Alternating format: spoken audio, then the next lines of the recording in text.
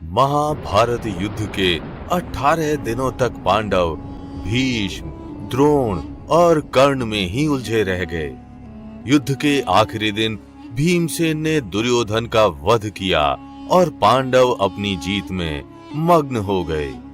शायद वे ये सोच रहे थे कि उन्होंने सभी कौरवों का अंत कर दिया है, लेकिन वे गलत थे।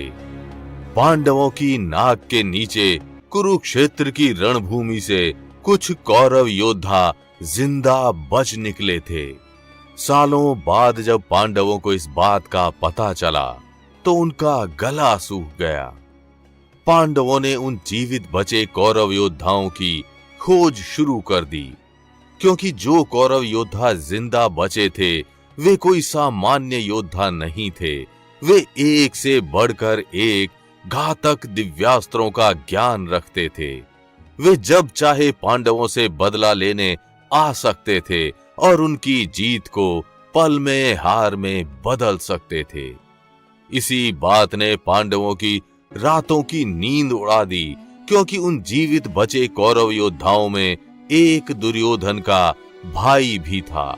तो आखिर कौन थे वे कौरव योद्धा जो पांडवों की आंखों में धूल झोंककर युद्ध से जिंदा बच निकले थे? जानने के लिए वीडियो को अंत तक देखिएगा, लेकिन वीडियो शुरू करने से पहले जय श्री कृष्ण कमेंट करना बिल्कुल भी मत भूलिएगा। भगवान श्री कृष्ण की कृपा आपके घर परिवार पर सदैव बनी रहेगी।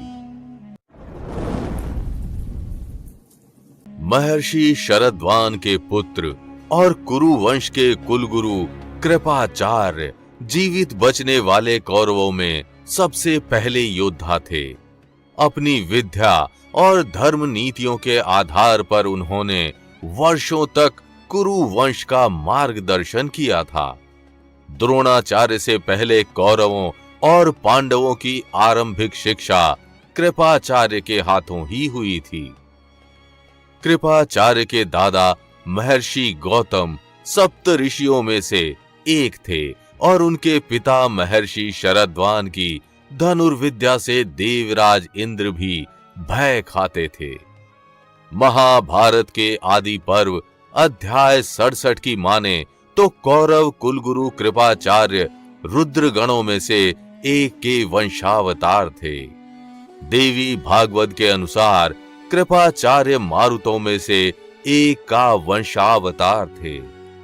विष्णु पुराण अंश 3 की माने तो आगे होने वाले मनवंतर में वे मनु बन प्रलय से बचाएंगे और वे सप्त ऋषियों में से भी एक बनेंगे। वृद्धावस्था में भी कृपाचार्य एक या दो नहीं बल्कि पूरे के पूरे 60,000 महारथियों को अकेले हराने की क्षमता रखते थे। वे महारथियों के भी महारथी थे तथा अपने पिता शरद्वान के समान ही अनेकों युद्ध विद्याओं में माहिर थे। वरुणास्त्र, अग्नेयास्त्र, इंद्रास्त्र और ब्रह्मास्त्र का ज्ञान रखने वाले वृद्ध ब्राह्मण योद्धा कृपाचार्य कोई साधारण योद्धा नहीं थे। वे पल में पांडवों की जीत को हार में बदलने की शक्ति रखते थे। कृपाचार्य के बाद कृतवर्मा वो दूसरा कौरव योद्धा था जो महाभारत के युद्ध से जिंदा बच निकला था। कृतवर्मा वृष्णि वंश के 7 सेना नायकों में से एक और यदुवंश के अंतर्गत भोजराज हृदय का पुत्र था। श्री कृष्ण की जिस नारायणी सेना ने कौरवों का साथ दिया था, कृतवर्मा उसी नारायणी सेना का सेनापति था।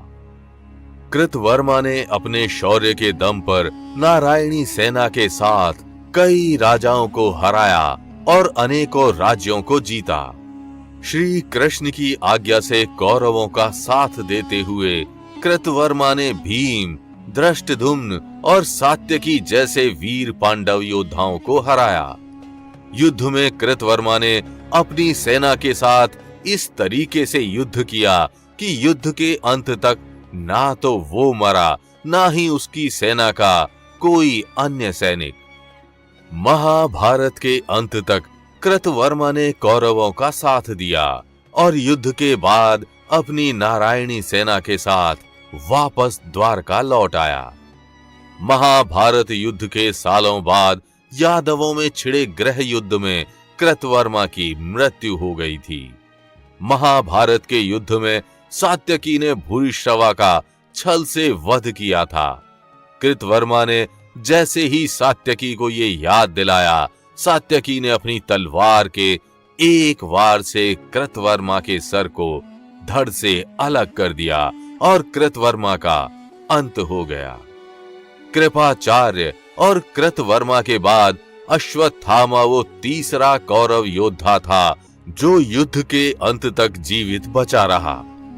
द्रोणाचार्य का पुत्र और कृपाचार्य का भांजा महारथी अश्वत्थामा सभी श्रेष्ठ अस्त्रों का ज्ञाता था। गुरु द्रोण ने अपने इस बेटे को एक शक्तिशाली योद्धा के रूप में तैयार किया और उन्होंने अश्वत्थामा को वो अस्त्र विद्याएं भी सिखाई थी जिनका ज्ञान शायद अर्जुन के पास भी नहीं था। अपने पिता गुरु द्रोण से अश्वत्थामा ने हर प्रकार के अस्त्र शस्त्र की विद्याएं ली तथा धर्म नीति से संबंधित अन्य ज्ञान भी प्राप्त किए। इस प्रकार अश्वत्थामा का निर्माण एक वीर योद्धा के रूप में हुआ। अश्वत्थामा गुरु द्रोण और पितामह भीष्म के समान ही एक चोटी का योद्धा था तथा धनुर्विद्या में उसकी तरह अन्य कोई दूसरा नहीं था। जब अर्जुन ने द्रुपद को हराकर गुरु द्रोण को गुरु दक्षिणा दी, तब गुरु द्रोण ने अश्वत्थामा को उत्तर पांचाल का राजा बना दिया था। शत्रुंजय, शतानीक, राजा द्रुपद, दृष्टद्युम्न और सभी पांडवों के पुत्रों के साथ साथ कुंती भोज के 90 पुत्रों का वध अकेले अश्वत्थामा ने ही किया था। अश्वत्थामा के पास अग्नियास्त्र, वरुणास्त्र, ब्रह्मास्त्र और नारायणास्त्र समेत अनेकों दिव्यास्त्र थे।